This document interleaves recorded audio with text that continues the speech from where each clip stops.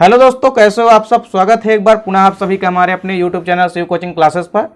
तो दोस्तों आज की इस वीडियो में क्लास 12 बायोलॉजी एनसीईआरटी चैप्टर 9 में यहाँ पे 2-3 प्रश्नों के उत्तर देखेंगे। ठीक है दोस्तों, तो आइए स्टार्ट करते हैं सीधे। पहला क्वेश्चन क्या है दोस्तों हमारा कि स्केलिंग क्या होती है तथा इसका क्या महत्व है। ठीक है दोस्तों, स्केलिंग क्या होती है तथा इसके महत्व भी देखेंगे। तो देखिए दोस्तों, जो स्केलिंग होती है तो ये स्केलिंग बेसिकली वर्धी प्रसारण की क्या होती है, एक विधि होती है। ठीक है दोस्तों, जिसमें क्या होता है, जो बल्ब होते हैं, ठीक है दोस्तों, बल्ब होते हैं यानी जो शल्ककंद जिसको हम कहते हैं हिंदी के अंदर, तो जो बल्ब होते हैं दोस्तों, इसको जैसे इसके एग्जाम्पल आप समझ सकते हैं, जैसे लहसुन हो गया, प्याज है ना, ये सब किसके एग्जाम्पल हैं, ये सब बल्ब के एग्जाम्पल हैं। तो इनमें क्या होता है कि जो इनके शल्ककंद होते हैं, ठीक है दोस्तों, वो क्या होते हैं, जो बल्ब वाले पौधों के लिए क्या होते हैं, उपयोगी होते हैं। यानी बेसिकली ये जो स्केलिंग विधि है ये बल्ब के लिए उपयोगी होती है। ये शल्ककंद ऐसे पौधों में जिनमें शल्ककंद होता है उनके लिए उपयोगी होती है। ठीक है, इस विधि में सभी बल्ब पृथक कर लिए जाते हैं। ठीक है दोस्तों, अब देखिए जैसे यदि आप फॉर एग्जांपल एलियम सटाइवम या आप लहसुन को देखोगे तो लहसुन में क्या होता है कि कई सारे शल्ककंद होते हैं। ठीक है दोस्तों, एक बल्ब में यानी एक ट्यूब जैसी स्ट्रक्चर में आपको कई सारे बल्ब दिखाई देते हैं। ठीक है, तो उसमें जितने शल्ककंद अलग अलग होते हैं, ठीक है, उनको आप अलग अलग कर लेते हो छीलने के लिए। तो उनमें जितने भी शल्ककंद होते हैं, ठीक है दोस्तों, तो उन शल्ककंदों को क्या कर लेते हैं, पृथक कर लेते हैं तथा उन्हें एक ऐसी भूमि पर रोपित कर देते हैं, यानी उनको ऐसी भूमि पर लगा देते हैं जहां उनकी वृद्धि के लिए सभी आवश्यक परिस्थितियां जो है मौजूद होती है। ठीक है, यानी फेवरेबल कंडीशन में उनको हम क्या करते हैं, लगा देते हैं। इससे क्या होता है कि जो शल्क होते हैं वो क्या करते हैं, वृद्धि करते हैं। अब वृद्धि करके अपने आधार पर, ठीक है, अपने आधार पर छोटे छोटे बल्ब बना लेते हैं। यानी नीचे की ओर ये क्या करते हैं कि एक शल्ककंद से कई सारे बल्ब बना लेते हैं। ठीक है, तो एक शल्ककंद से वो पूरा बल्ब का आकार बना लेते हैं। ठीक है, और छोटे छोटे कई सारे जो शल्ककंद हैं वो विकसित हो जाते हैं। ठीक है, और कई सारे फिर शल्ककंद जो है तो आपस में मिलकर एक बल्ब बना लेते हैं। तो इस प्रकार से इस विधि का उपयोग करते हैं। ठीक है, यह विधि बेसिकली दोस्तों लिलिएसी कुल के पौधे जैसे लहसुन हो गया, प्याज हो गया, लिलियम हो गया, तो इसके लिए बेसिकली उपयोगी होती है।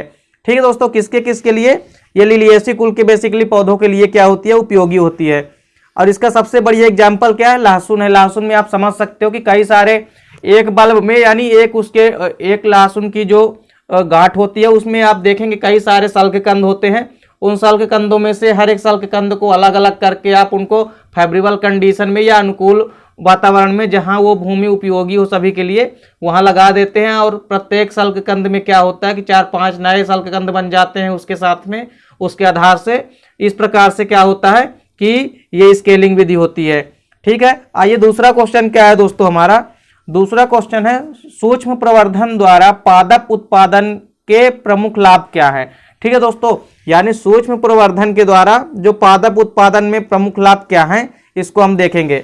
देखिए दोस्तों, इसका आंसर देखते हैं। देखिए सूक्ष्म प्रवर्धन के द्वारा पादप उत्पादन के यहाँ पे कई सारे लाभ होते हैं। देखिए जिसमें से पहला लाभ क्या है कि कम समय में बड़ी मात्रा में पौधे तैयार किए जाते हैं। ठीक है दोस्तों, इससे पहला प्रॉफिट तो क्या है कि कम ही समय में क्या होते हैं, अधिक मात्रा में या बड़ी संख्या में क्या कर सकते हैं, हम पौधों को तैयार कर सकते हैं। पहला प्रॉफिट तो यही है।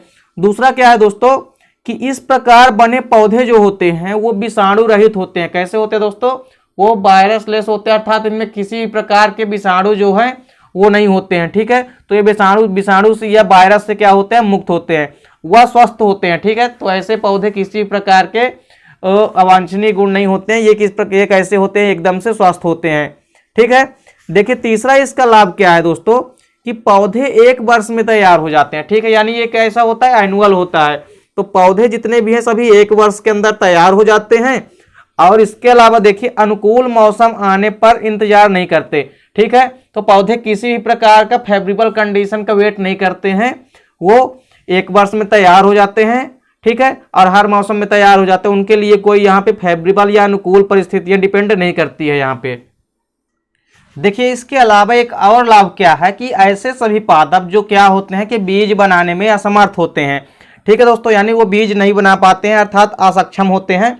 तो देखिए जो पादप बीज बनाने में असक्षम है उनका उत्पादन भी इस विधि से किया जा सकता है। ठीक है, तो यहाँ पे 4 आपको लाभ याद रखने हैं। ठीक है दोस्तों, क्या क्या है पहला तो कम समय में बड़ी मात्रा में पौधे तैयार हो जाते हैं, दूसरा क्या है कि इस विधि के द्वारा जो पौधे प्राप्त होते हैं वो विषाणु रहित होते हैं, वो स्वस्थ होते हैं। तीसरा क्या है, पौधे 1 वर्ष में तैयार हो जाते हैं और किसी फेवरेबल कंडीशन का वेट नहीं करना पड़ता है। और चौथा क्या है कि ऐसे पौधे जो बीज धारण करने में असमर्थ होते हैं उनको भी इस विधि के द्वारा तैयार किया जा सकता है। ठीक है, तो इस प्रकार से आपको यहाँ पे 4 लाभ याद रखने हैं। देखिए तीसरा क्वेश्चन है हमारा आज का, अंतः प्रजनन किसे कहते हैं, इससे क्या लाभ होते हैं। ठीक है दोस्तों, अंतः प्रजनन को हम बोलते हैं दोस्तों इनब्रीडिंग। तो देखिए इनब्रीडिंग क्या होती है तथा साथ ही साथ इसके जो प्रॉफिट है या लाभ है उसको यहाँ पे हम देखेंगे। देखिए तो अंतः प्रजनन होता क्या है या इनब्रीडिंग, देखिए निकट संबंधित या समान प्रजातियों के बीच होने वाले प्रजनन को हम अंतः प्रजनन कहते हैं। यानी पास पास में स्थित 2 प्रजातियों के बीच यदि क्या होता है, प्रजनन होता है। ठीक है दोस्तों, या निकट संबंधित जो भी स्पीशीज हैं, ठीक है, और जो आपस में कैसी हो, समान हो। तो यदि इन प्रकार के प्रजातियों के बीच आपस में प्रजनन होता है तो उस प्रकार के प्रजनन को हम क्या कहते हैं, अंतः प्रजनन कहते हैं। ठीक है दोस्तों, देखिए इस तकनीक के द्वारा क्या होता है कि जंतु नस्लों में सुधार किया जाता है। देखिए इस तकनीक का उपयोग किसमें किया जाता है, जो जंतुओं की नस्लें हैं उनको सुधारने में किया जाता है और इस प्रजनन से शुद्ध नस्लों के जंतुओं को पैदा किया जाता है। ठीक है दोस्तों, इसके माध्यम से क्या करते हैं कि जो शुद्ध नस्लों की जंतुएं हैं उनको क्या करते हैं, प्राप्त करते हैं या पैदा करते हैं। देखिए लेकिन इस प्रजनन से विकास की संभावनाएं कम होती है। ठीक है दोस्तों, इससे हम ये कह सकते हैं कि एक यहाँ पे हानि भी कह सकते हो आप कि इससे एक क्या हानि है कि इसके द्वारा किसी भी प्रकार के विकास की संभावनाएं नहीं होती है, यानी विकास की संभावनाएं बहुत कम होती है। देखिए प्राचीन काल से ही इस तकनीक का प्रयोग जंतुओं में सुधार के लिए किया जा रहा है। ठीक है दोस्तों, यानी ना केवल अभी से बल्कि प्राचीन समय से इसका भारी मात्रा में प्रयोग किया जा रहा है। ठीक है दोस्तों, अंतः प्रजनन का। देखिए इसके यहाँ पे एग्जाम्पल देखते हैं। तो स्पेन में उत्तम ऊन प्राप्त करने के लिए जो मेरिनो भेड़ होती है, ठीक है दोस्तों, तो स्पेन में जो मेरिनो भेड़ होती है, तो मेरिनो भेड़ में क्या होता है कि 170 सालों तक अंतः प्रजनन किया गया। ठीक है दोस्तों, वहीं यदि बात किया जाए यदि हमारे भारत देश में, तो हमारे देश में उन सांडों का अंतः प्रजनन के लिए चारागाहों में प्रयोग किया जाता है। ठीक है, जो बोझ ढोने के लिए उत्तम होते हैं, यानी जो बोझ ढोने के लिए उत्तम है तो उनको चारागाहों में प्रयोग कर लेते थे। ठीक है दोस्तों, अंतः प्रजनन कराने के माध्यम से। और जो बाकी शेष बचते थे जो उत्तम नहीं होते थे उनको जनन नाशन उनका करके उनको हम बैल बना दिया जाता था।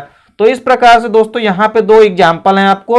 और इसके अलावा देखिए अंतः प्रजनन तो आपको समझ में आ गया होगा कि निकट या संबंधित, अर्थात हम कह सकते हैं कि समान प्रकार की प्रजातियों में यदि प्रजनन हो रहा है तो इस प्रकार के प्रजनन को हम अंतः प्रजनन कहते हैं।